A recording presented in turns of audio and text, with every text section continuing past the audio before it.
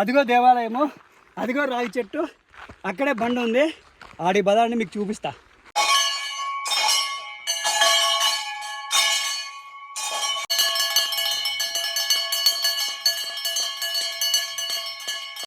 నేను చెప్పాను కదా, తిరుమలలోనే కాదు, క్రిస్టల్ క్లియర్ వాటర్ ఎక్కడ ఉన్నాయంటే వాలీశ్వర స్వామి దేవాలయం పైన ఉంది, దగ్గర ఉంది. ఆయన పాదాల దగ్గర నుంచి ఈ వాటర్ వస్తున్నాయి. మీరు చెప్తే నమ్మరు, కానీ ఒకసారి చూడండి ఎలా ఉన్నాయి వాటర్. ఎంత పెద్ద కొండ పైన నుంచి నీళ్ళు వస్తున్నాయంటే ఆశ్చర్యం కలగకపోక మానదు.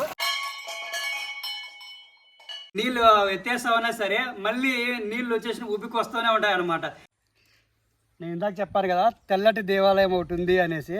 ఆ దేవాలయం పేరు ఏంటంటే అంతర్గంగమ్మ దేవాలయము.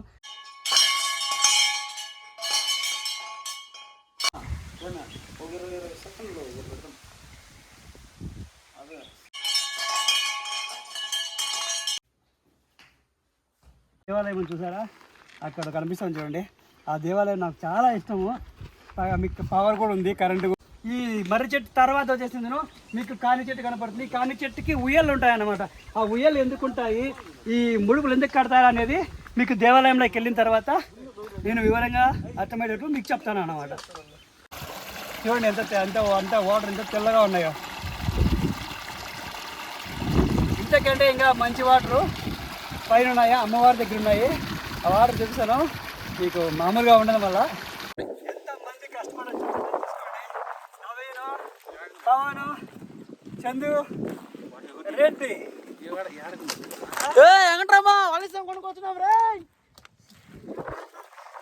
నేను చెప్పాను కదా, తిరుమలలోనే కాదు, క్రిస్టల్ క్లియర్ వాటర్ ఎక్కడ ఉన్నాయంటే వాలీశ్వర స్వామి దేవాలయం పైన ఉంది, దగ్గర ఉంది. ఆయన పాదాల దగ్గర నుంచి ఈ వాటర్ వస్తున్నాయి. మీరు చెప్తే నమ్మరు, కానీ ఒకసారి చూడండి ఎలా ఉన్నాయి వాటర్. ఎంత పెద్ద కొండ పైన నుంచి నీళ్ళు వస్తున్నాయంటే ఆశ్చర్యం కలగకపోక మానదు.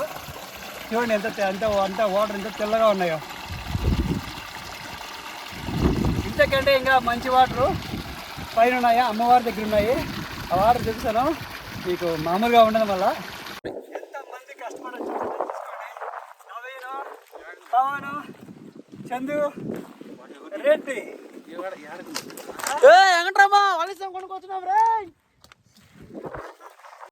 నేను ఇందాక మీకు చెప్పాను కదా, ఒక చిన్న దేవాలయము, ఒక బండ పైన నీళ్ళు ఉన్నాయి అనేసి.